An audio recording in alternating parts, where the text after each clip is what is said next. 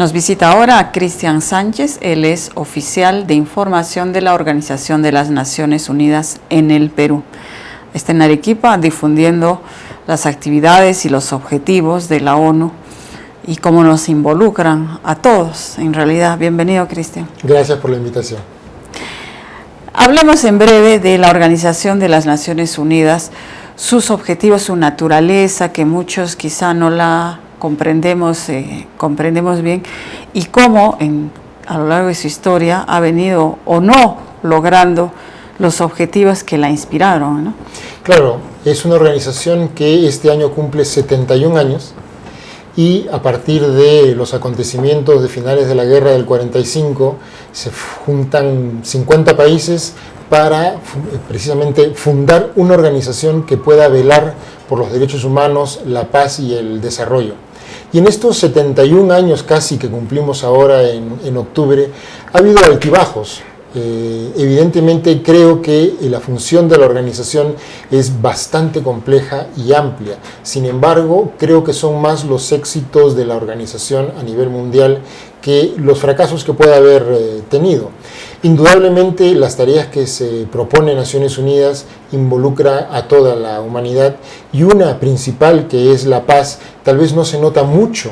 Hoy en día todavía tenemos algunos problemas serios de enfrentamientos, de conflictos, pero sin embargo es también cierto que en muchos lugares Naciones Unidas ha logrado evitar estos conflictos. Y lo mismo pasa en el tema de desarrollo, lo mismo pasa en el tema de los derechos humanos. Han habido más avances, creemos nosotros, que retrocesos.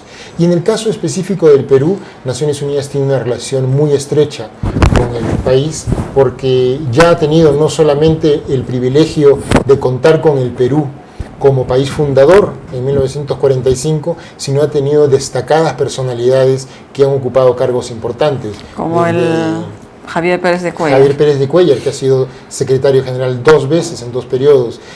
Víctor Andrés Belaúnde, que ha sido presidente de la Asamblea General en 1959. Y destacados otros peruanos diplomáticos que han trabajado. De manera que la relación con el Perú es bastante estrecha, y hoy día mismo son casi 20 agencias las de Naciones Unidas que tienen presencia y trabajo en el país.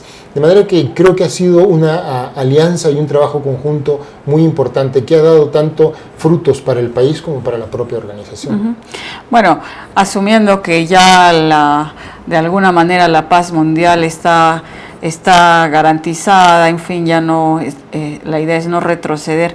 La ONU se ha concentrado más bien, si no me equivoco, en impulsar un mayor desarrollo, mayor equidad entre los países, cooperación, etcétera, ¿no?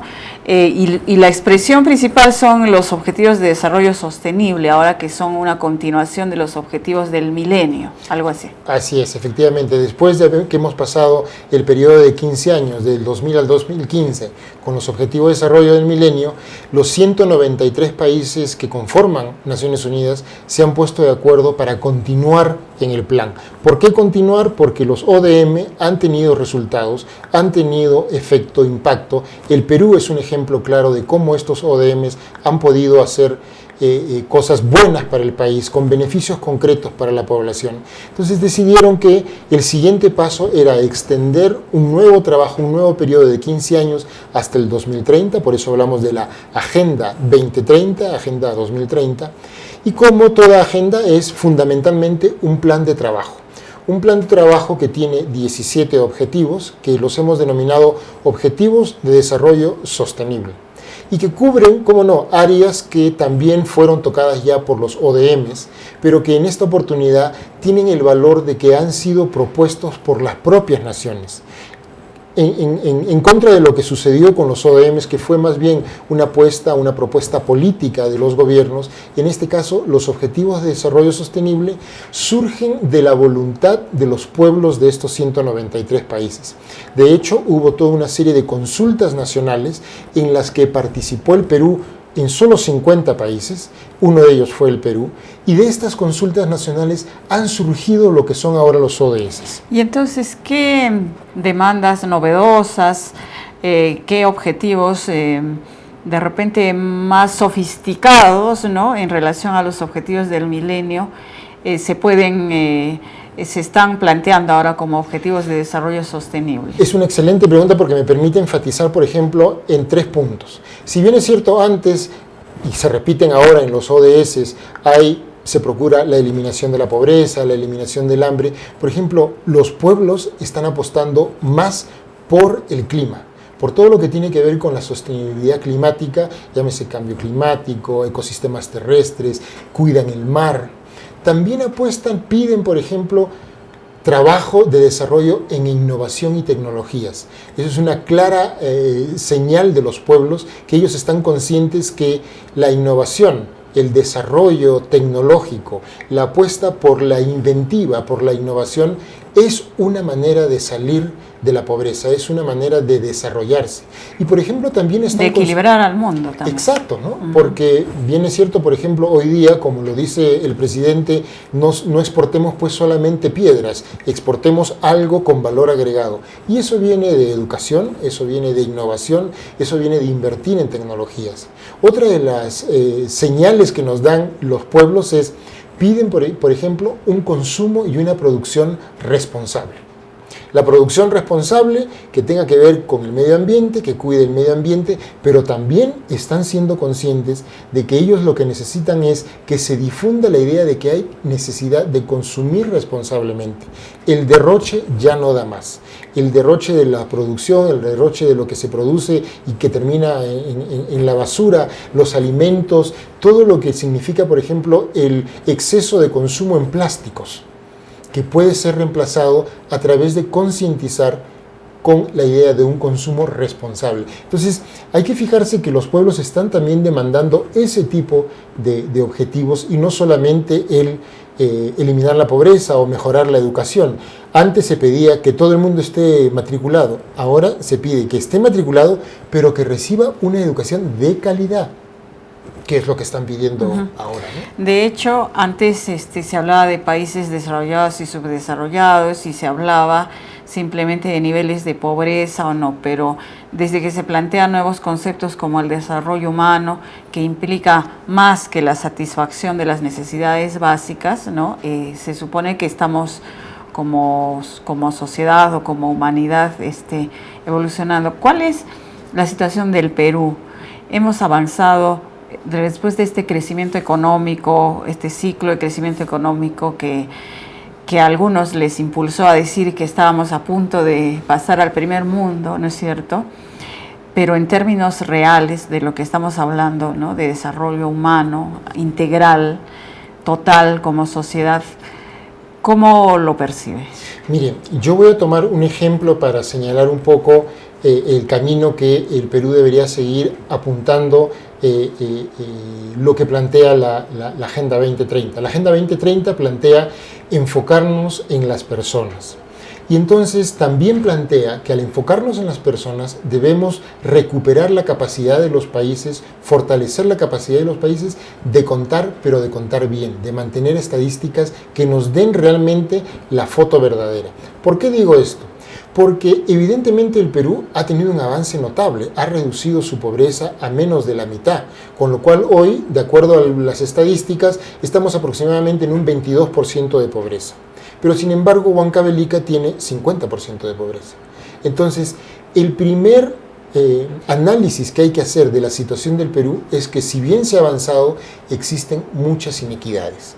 Y entonces, cuando uno habla que la Agenda de Desarrollo 2030 y los 17 Objetivos de Desarrollo Sostenible hablan de la persona, nos estamos refiriendo a que hay que tener en cuenta estas inequidades, porque no es solamente, como bien lo ha dicho usted, no es solamente poner más dinero en el bolsillo de la gente. Hay que ver las inequidades existentes. También hay que ver qué es lo que significa, por ejemplo, el desarrollo personal. Yo puedo tener mucho dinero en el bolsillo, pero puedo tener una ciudad insegura, puedo tener una ciudad que no es sostenible, puedo tener un medio ambiente que no me permite a mí vivir en felicidad. Y sigue habiendo feminicidios y crimen organizado, etcétera, ¿no? Entonces, de nada me sirve a mí tener el doble, el triple de ingresos si no tengo una concepción global. es decir, una idea integral del desarrollo, porque los estados, los países, deben ofrecer a sus pueblos ese sentido integral del desarrollo. Yo no gano nada doblándole el sueldo mínimo a una persona o triplicando el sueldo mínimo cuando no le doy seguridad, cuando no le doy oportunidades de trabajo, cuando no le doy, por ejemplo, el cuidado, la equidad de género, el cuidado contra el feminicidio, cuando no le permito, por ejemplo, satisfacer su desarrollo personal como ser humano, de pronto darle oportunidades de desarrollarse en el deporte, en las artes. Es decir, hay que tener un sentido integral del desarrollo, y eso es lo que busca la Agenda 2030. ¿Por qué? Porque ha surgido de lo que es el pedido de los pueblos, de las naciones, de los varios países, ¿no? Bueno, la oficina aquí en Perú tiene un programa llamado Club de Amigos. ¿Es en Perú nada más o...? Bueno, y ya no es solamente en Perú. Tengo la satisfacción de que mis antecesores en el Centro de Información crearon esta idea del Club Amigos en 1995 y desde entonces se ha expandido a otros países la buena práctica que empezó en el Perú. Bueno, es una oportunidad de involucrar a los jóvenes Efectivamente.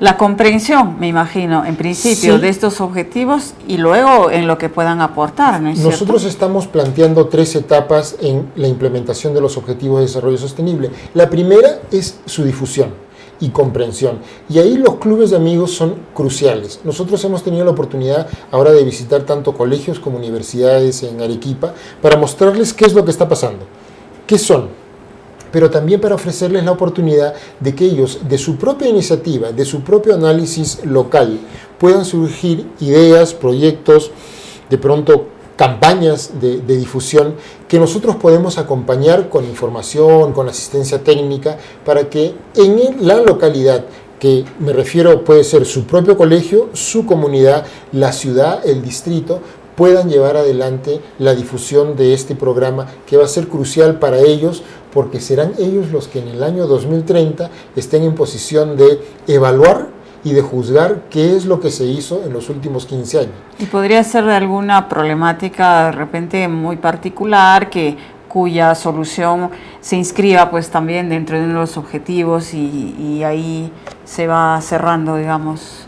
El círculo, digamos, ¿no? Lo importante además es esto, que la Agenda 2030 no es una agenda de Naciones Unidas, no es una agenda de los gobiernos o de los países más ricos, es una agenda nacional que se trabaja con las naciones, con los pueblos, y en este caso, por ejemplo, como dice usted, ¿qué problemática local se puede abordar a través de la implementación de los ODS y buscar una solución en conjunto?